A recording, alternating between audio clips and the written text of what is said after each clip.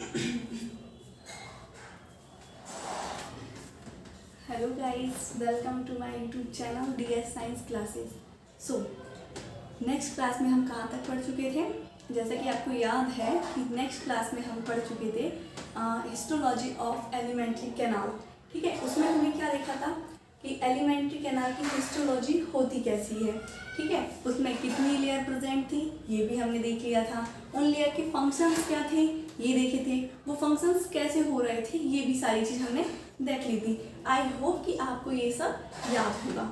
Now अब हम ठीक है, आइए अब हम देख लेंगे सिक्रीशन।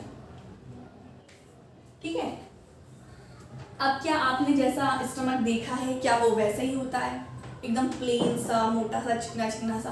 अंदर से उसमें कुछ तो होगा डिफरेंट, जिसके कारण उसमें क्या एंजाइम सिक्रीट हो रहे हैं। ठीक है, तो आइए हम देख लेते हैं। ये मान लीजिए हमने बनाया है स्टमक, ये इसके ऊपर की वॉल रहेगी। ठीक है, अब आपने सोचा होगा कि मैम ने यहाँ पर ये क्यों बना के रखे हैं गैप। ठीक है, तो ये जो गैप है इस टाइप के स्टमक में बहुत सारे गैप होते हैं। गैप मतलब यहाँ पर क्या बनेगा, एक गड्ढे की तरह हमें दिखाई देगा ये। अब इन गड्ढों को हम क्या बोलेंगे? इन्हें बोलते हैं हम गैस्ट्रिक पिट्स। ठीक है, इसे हम बोलेंगे गैस्ट्रिक पिट्स। ठीक है, अब आपने ये देखा, हमने एलिमेंट्री कैनाल जब देखी थी तो ये जो होल पाइप है यहाँ पर एलिमेंट्री कैनाल का, इसे हमने क्या नाम दिया था? इसे हम बोलते थे ल्यूमेन। याद है क्या आपको? ये ल्यूमेन था। ठीक है, और एलिमेंट्री कैनाल में कितनी लेयर हो रही थी? पहली थी म्यूकोसा, देन सब म्यूकोसा, फिर मस्क्यूलरिस एंड उसके बाद थी सिरोसा। ये 4 लेयर थी। ठीक है, अब देखिए यहाँ पर इसमें क्या डिफरेंस है। नॉर्मली तो एलिमेंट्री कैनाल हमें 4 लेयर से दिखाई दे रही थी, और जब हम स्टमक में इंटर करते हैं तो हमारा स्टमक अंदर से फोल्ड लाइक स्ट्रक्चर होता है। एकदम प्लेन नहीं होता कांच की तरह, उसमें फोल्ड होते हैं। ठीक है, इस टाइप से पूरे स्टमक में क्या रहेंगे? फोल्ड। ठीक है, और इन फोल्ड में ही क्या होंगे? पिट्स, गैस्ट्रिक पिट्स। तो इन फोल्ड को हम क्या बोलते हैं? रूगे। याद रखना है आपको, स्टमक में जो फोल्ड होंगे उन्हें रूगे बोलेंगे, और यही फोल्ड इंटेस्टाइन में भी प्रेजेंट होंगे तो उन्हें हम विलाई बोलेंगे। तो आपको डिफरेंस रखना है, ऐसा नहीं कि स्टमक में विलाई, नो, स्टमक में होंगे रूगे एंड इंटेस्टाइन में होंगे विलाई। ठीक है, तो ये रूगे हो गए। अब हम देख लेते हैं ये जो गैस्ट्रिक पिट्स हैं वो क्या करते हैं। अब जो गड्ढे हैं वो ऐसे तो है नहीं कि नॉर्मल सिर्फ इतना गड्ढा, इसमें तो खाना आएगा और सीधे नीचे चला जाएगा, ये तो गलत चीज हो गई है ना। तो इसलिए ये एक थैली जैसा होगा, मतलब इसे हम बोलेंगे ग्लैंड। क्या नाम देंगे हम इन्हें? ग्लैंड।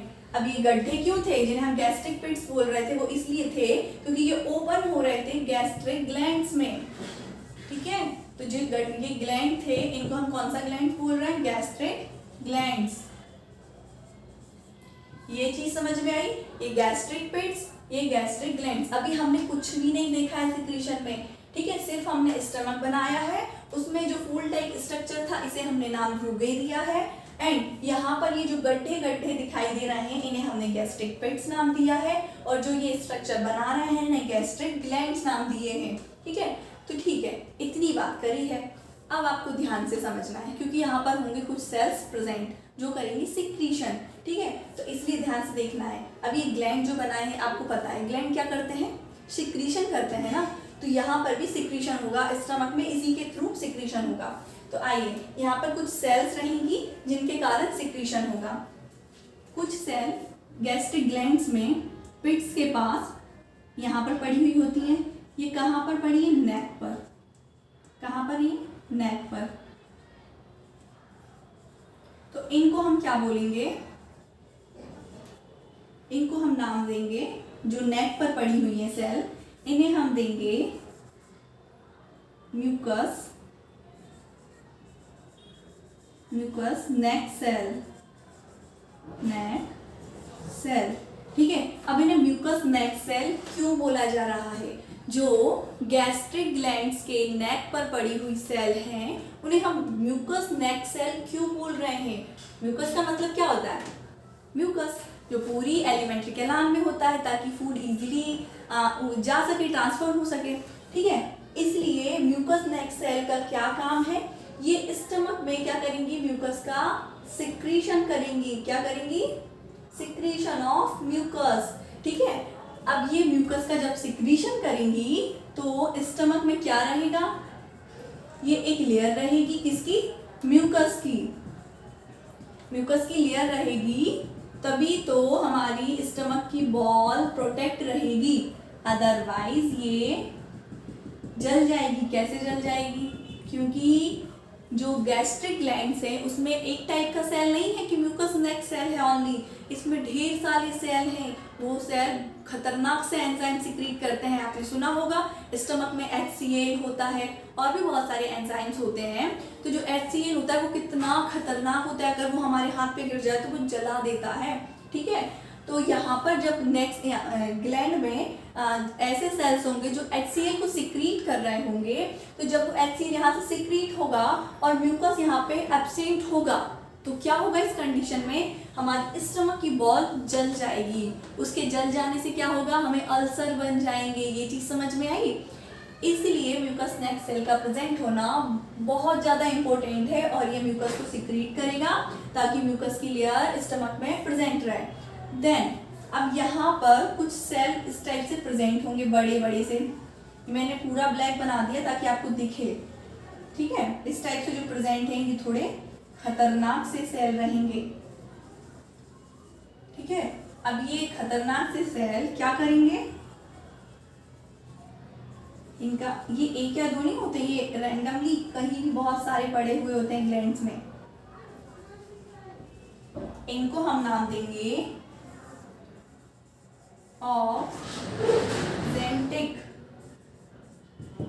ऑक्जेंटिक या पेराइटल सेल, ठीक है। ऑक्स से आप इसे याद कर सकते हैं। ऑक्स कैसा होता है? कितना खतरनाक सा, रेड कलर को देख के एकदम पागलों की तरह से भूत चढ़ जाते हैं मारने के लिए, है ना। वैसे ही ऑक्जेंटिक सेल है, वो भी बहुत खतरनाक सेल है। ये क्या करता है? यही है वो जो सिक्रीट करता है किसको? HCl को। क्या करेगा ये? इसका सिक्रीशन क्या होगा? HCl को सिक्रीट करेगा। एंड एक और फैक्टर है जिसे हम क्या बोलते हैं? Castle intrinsic factor. ये आपको दिख रहा है ना? अच्छा, नहीं दिख रहा होगा, ओके। मैं फिर से यहाँ पे बना देती हूँ अच्छे से। तो ये जो सेल्स है ये क्या कौन सा एंजाइम सिक्रीट करेंगे? इसे हम सेल को क्या बोल रहे थे? ऑक्जेंटिक या पेराइटल सेल। और ये सिक्रीट क्या कर रहे थे? HCl, then Castle intrinsic